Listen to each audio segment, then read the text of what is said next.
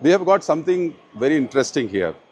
As we know that once book block comes in and the cover is joining, in many cases our book block sizes are bigger than that of the cover.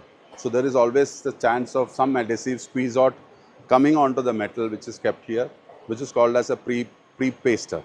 There is a mechanism which comes up and then presses the cover against the book block, and there is a squeeze out likely to happen, and whatever adhesive is squeezed out will come on the next cover which is coming in.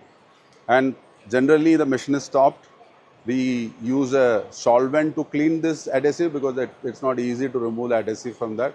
Now look at it, this solvent which is used for removing this adhesive is also going to attack the adhesive which has gone into your book block. So this is a recipe for disaster. So we have created something called as a squeeze out wiper, which is nothing but a silicone spray which is sprayed onto this metallic part as and when it's needed on a regular interval, and that will ensure that there is no adhesive sticking to that.